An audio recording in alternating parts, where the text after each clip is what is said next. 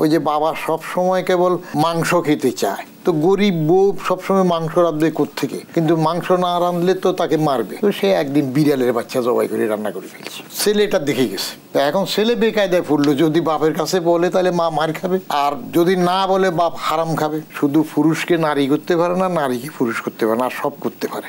আপনার যদি হেডম থাকে ক্ষমতা, আপনি করেন না, 100টা করেন। আমার রহমান স্যার আপনার কাছে আবারও আসতে চাই। আসলে যে বিষয়টা আমি গোলাম মাওলা রনি ভাইয়ের কাছে আসলে বলছিলাম যে কোনো কিছু ফাঁস হওয়ার আগ পর্যন্ত আসলে এই যে অনেক সংস্থা আছে, এত এত সংস্থা, এক ছাগল মতিউরকে চেনালো, গণমাধ্যমের মাধ্যমে বেনজির উঠে আসলো, এখন আর একজন ডিআইজি জামিল হাসান, তারপর আসাদুজ্জামান, মানে এই সংস্থাগুলো কেন ধরতে পারে না? কোনো কিছু ফাঁস হওয়ার ব্যাপারটা কি এমন যে ফাঁস হলে তারপর হয়তো তারা মাঠে নামবে? মাঠে নামবে কে? আপনি বলছেন মাঠে নামবে, মাঠে নামবে কে? মাঠে যদি নামতো তাহলে তো বাইরে যেতে পারতো না। প্রথম এটা ফাঁস হওয়ার সাথে সাথেই তো নজরদারিতে রাখতো, বাইরে চলে গেল। তো কেউ এভাবে গেলে কেউ এভাবে গেলে কেমনে যায়? তাহলে কেউ ধরছে না। আর যারা ধরবে তারা কি ক্লিন কিনা সেটার একটা ব্যাপার থাকে। এগুলো বললে তো অনেক সময় বলেন না, ওই যে বাবা সব সময় কেবল মাংস খেতে চায়, তো গরিব বউ সবসময় মাংস রাঁধবে কোত্থেকে, কিন্তু মাংস না রাঁধলে তো তাকে মারবে। তো সে একদিন বিড়ালের বাচ্চা জবাই করে রান্না করে ফেলছে। ছেলেটা দেখে গেছে, তো এখন ছেলে বেকায়দায় পড়লো, যদি বাপের কাছে বলে তাহলে মা মার খাবে, আর যদি না বলে বাপ হারাম খাবে। তো এখন আমাদের সিস্টেমটা হয়ে গেছে, দেখলে বলা যায় না, নিজেরা তো সবাই তো একরকম থাকে। আপনি সুশাসন নিশ্চিত না হলে, আমি সবসময় বলি অ্যাকাউন্টেবিলিটি নিশ্চিত না হলে, আপনি কয়জন স্বাধীনতার পর 53 বছর চলতেছে বলে এটা কয়জনের চাকরি গেছে দুর্নীতির জন্য, কয়জন বিটে বাড়ি সবটা রাষ্ট্র কনসফিকেট করে জব্দ করে তাকে পথে বসিয়েছে, এরকম নজির কয়জনের আছে? আপনারা মিডিয়ারা এখন অনেক মিডিয়া হয়ে গেছে, মিডিয়া তো হবেই এখন অনেক, কারণ যার যত পয়সা হয় তার জাতে উঠার জন্য যে কয়টা জিনিস দরকার হয়, তার মধ্যে একটা মিডিয়া, একটা প্রিন্ট মিডিয়া থাকতে হবে, একটা ইলেকট্রনিক মিডিয়া থাকতে হবে, তারপরে যে একটা ইউনিভার্সিটি থাকলে আরও ভালো হয়, একটা মেডিকেল কলেজ থাকলে মন্দ হয় না।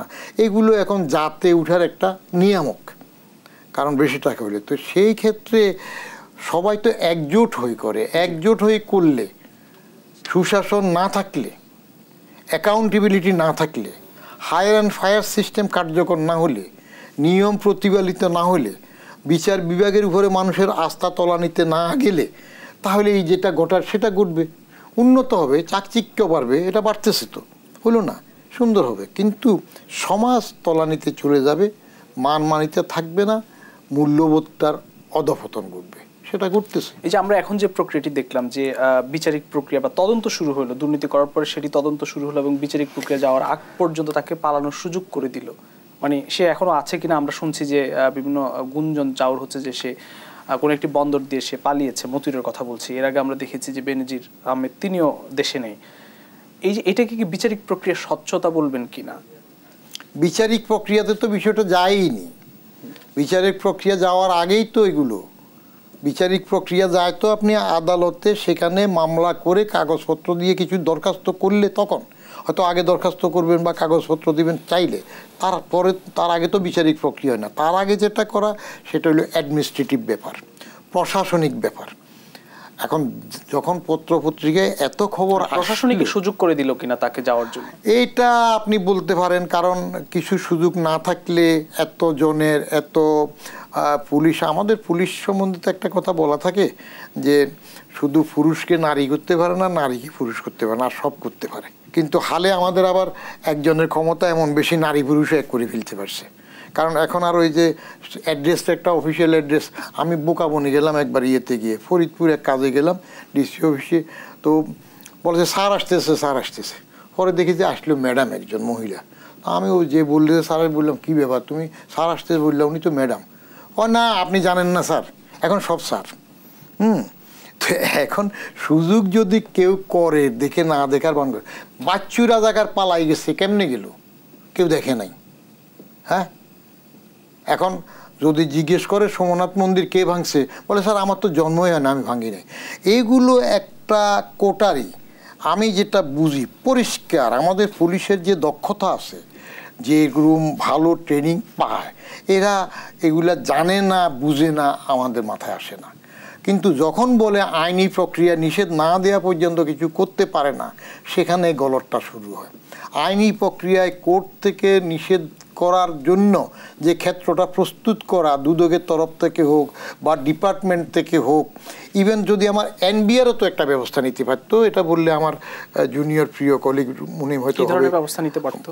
মুনিম যখন দেখতেছে তার সম্বন্ধে এরকম উঠলো, ফার্স্ট চান্সে তো সে একটা অ্যালার্টনেস দিতে পারত, লিখিত দিলেও যে সে যেন এদিক সেদিক না যেতে পারে একটু খেয়াল রাখেন। ওনার সম্পর্কে কর্মীরা প্রশ্ন করেছিল, উনি কথাই বলতে চাননি। উনি বলছেন এটা কোনো প্রশ্ন হইল না, এটা জবাব দেব না। এখন কেউ যদি প্রশ্ন হইল না বলে, জবাব দেব না বলে, আরও তো নিজের ভবিষ্যতের ব্যাপার আছে, বারবার কন্ট্রাক্ট পাইছে, ওখানে আছে প্রিয় মানুষ, তো সেটা কোনো প্রশ্ন হলে বলবে। কিন্তু আমি বলি একজন চেয়ারম্যান তার একজন অধীনস্থ অফিসারের দুর্নীতি নিয়ে প্রশ্ন করলে এটা কোনো প্রশ্ন হল বলবে না, প্রশ্ন হইল না বলবে বা আমি জবাব দেব না, এটা মানানসই হয় না। তাকে একটা না একটা জবাব দিতে হবে।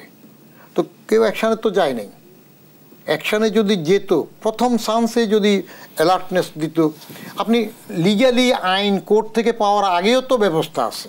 জি, পুলিশের কাছে একটা চিঠি পাঠিয়ে দিলে হইতো যে একটু নজর রাখার জন্য সত্যি না পারে, আইনি প্রক্রিয়া চলতেছে, হয় নাই তো।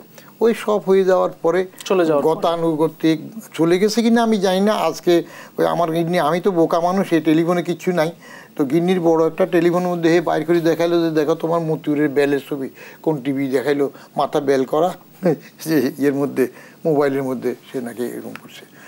আপনার সদিচ্ছা থাকলে, আপনি করতে চাইলে করতে পারেন, আপনি করতে চাচ্ছেন না, অতএব হবে না। একটি বিষয় হচ্ছে যে আপনার এই যে সর্বোচ্চ পদে থাকলে, যেমন এই যে 7টি পাসপোর্ট বেনজির আহমেদের পাওয়া গেল, সর্বোচ্চ পদে থাকলে কি আইন একটু শিথিল, মানে সাধারণ মানুষের জন্য একরকম, ওনাদের জন্য একরকম, এরকম কিনা? আর শুনেন, আইন তো শিথিল কারোর জন্য শিথিল থাকে না। এগুলো হলো বলে যে আপনার বাইপাস করে হয়, আপোষে হয়। হ্যাঁ, আইন শিথিল না, আইন কিন্তু আইনের জায়গায় একরকমই আছে।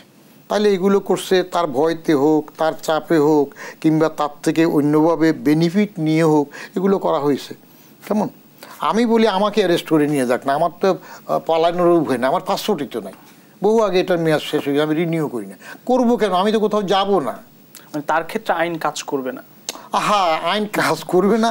আইনের যারা রক্ষক, ধারক, বাহক, তাদের জন্য যারা আইনটাকে প্রতিপালন করবে, পরিপালন করবে, আইনটা বাস্তবায়ন করবে, তারা তখন সেটা করলো না। জি, তো না করার এখন ওই যে দুদকে ডাকাইলো পর পাসপোর্টও দিত, এটা কি বলে, এই জন্য 7টা বা যত খুশি তত পাসপোর্ট করা যাবে, যা খুশি করা যাবে, অসুবিধার তো কিছু নেই। আপনার না করতেছে কি, আপনি করেন, আপনার যদি হেডম থাকে ক্ষমতা, আপনি করেন না, 100টা করেন না।